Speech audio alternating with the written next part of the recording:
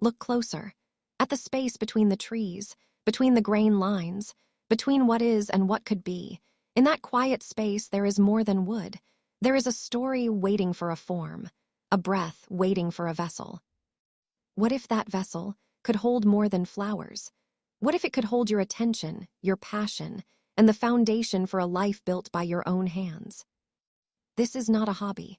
This is an alchemy, a quiet rebellion against the mass-produced, a journey into the heart of material, mastery, and meaningful enterprise. Welcome, let's begin. In a world of mass-produced sameness, there's a quiet rebellion happening. It doesn't shout, it whispers. It's the sound of a sharp tool peeling a fragrant curl of cherrywood, the soft hiss of sandpaper on a surface coming to a satin glow. It's the creation of a vessel, not for water but for space, for light, for breath itself. This isn't just about turning a bowl and calling it a day. This is about alchemy, transforming a forgotten log, a flawed slab into an object of desire. Something that doesn't just hold dried grasses, but holds gaze, holds conversation, and with the right vision, holds the potential for a real, meaningful livelihood. Let's talk about how you shape that future. This is the story of turning grain into gold. First, before any cut is made, you have to understand what you're truly selling. You are not selling a container. Anyone can buy a jar. You are selling sculptural intimacy. You are selling the story of the tree itself, the swirling chaos of a burl, a record of stress and survival. Those cathedral rays in quarter-sawn oak, the delicate, feathery black lines of spalted maple, where fungi drew a map of decay turned beautiful. Your vase is a captured moment of botanical history. When someone runs their hand over its curve, they're touching decades, seasons of sun and storm. This connection to a raw, natural narrative. That is your unshakable advantage over everything sterile and synthetic. The path from a raw block to a thriving craft is carved one intentional choice at a time. It's a blend of vision, grit, and smart strategy. So who is your client? They're buying a centerpiece for their sanctuary, a tactile touchstone in a digital whirlwind, a signature of their own taste. They are investing in a future heirloom, an artifact with a soul. Internalize this. Let it guide every design, every finish, every single photograph you take. It all starts with vision, seeing potential where others just see firewood. Your material is your voice. Are you the urban reclaimer rescuing felled city trees? The exotic storyteller working with vibrant purpley heart or rich padauk? Or the flaw alchemist seeking out spalted wood and burls, where the so-called defects become the most breathtaking features? This choice, it dictates everything. Your tools, your process, the customer who will feel a deep kinship with your work. And then begins the dialogue with your tools. A conversation between your intent and the material. For some, the lathe is a meditation wheel, shaving symmetry from chaos. For the hollow-form sculptor, it's a dance of bravery, carving out the interior, feeling for the final shape hidden within. For the modernist, it might be the precise whir of a CNC router, later finished by human hands. For the segmented artist, it's the painstaking glue-up of hundreds of pieces into a kaleidoscope of color and grain. Mastery isn't about using one tool, it's about knowing which conversation to have with which piece of wood. And the real magic, it's in the emptiness, the hollow. Hollowing is an act of faith, using specialized tools to carve out the inside, not just making a cavity, but sculpting the interior curve, the wall thickness. A great vase feels light, delicate, and impossibly strong all at once. You know it's right when you tap it, and it answers with a clear, resonant ping. Then you give it its skin, the finish. This is the final word. A hand-rubbed oil soaks in, deepening the color, revealing a soft, organic luster that begs to be held. A high-gloss lacquer or epoxy creates a wet look, making the grain seem deep as a pool. The finish whispers the vase's purpose. I am an art object, or I am meant for daily life and beauty. But here's the truth. A masterpiece in an empty studio is a silent song. You have to build the stage.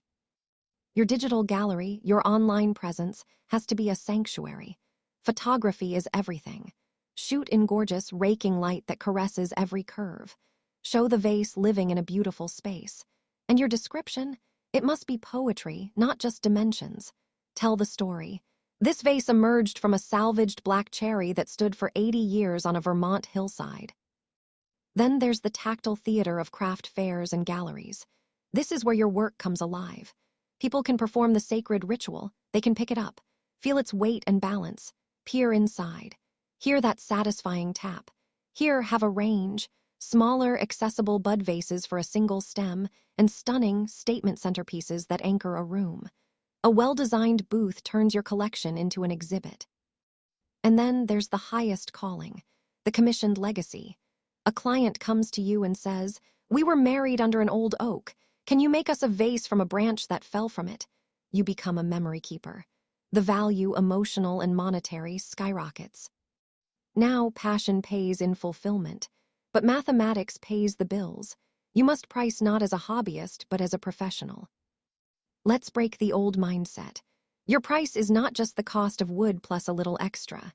It's a true formula, material plus meaning, plus your time, all multiplied by sustainability. Material is the wood, the finish. Meaning is the story, the rarity. Time is your skilled labor at a fair living wage. Sustainability is the multiplier, often double or more, that covers your studio, your tools, your website, and invests back into your growth. So a small vase, taking 6 hours from a rare wood, isn't a $100 item. It's a $350, $400, $500 artifact. Think of your portfolio as an ecosystem. Have your accessible entry point, simple, elegant bud vases that are perfect gifts.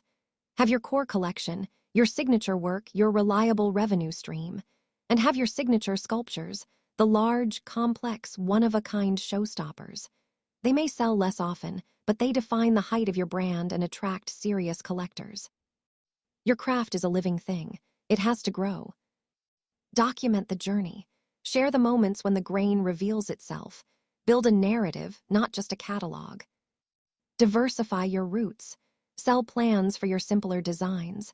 Create DIY kits. Teach a virtual workshop. Build an ecosystem, not just a product line. Collaborate. Partner with a ceramicist for mixed media pieces. Work with a floral designer to show how your vases elevate their art. Cross-pollination expands your world. And solve a silent problem. Can you design a weighted vase that won't tip? Something with a self-watering core. Innovation within the form, that's how you become indispensable.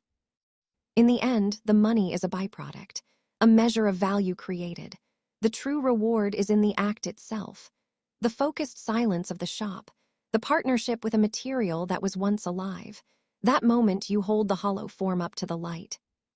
You are not just making vases. You are carving out spaces for beauty, offering husks meant to be filled with life, with branches, with light, with quiet awe. You are selling captured stillness, a place for flowers to tell their own temporary story. And in doing so, you are building a life, one graceful, hollowed curve at a time. Now go to your bench. There's a block of wood there, waiting to hold something beautiful. It's waiting for you. If this vision resonates with you, if you're ready to move from inspiration to action, then subscribe right here. Every week, we dive deeper into the art, the craft, and the business of building a creative life you love. Next week, we're breaking down the exact workflow that tripled one maker's productivity. You won't want to miss it.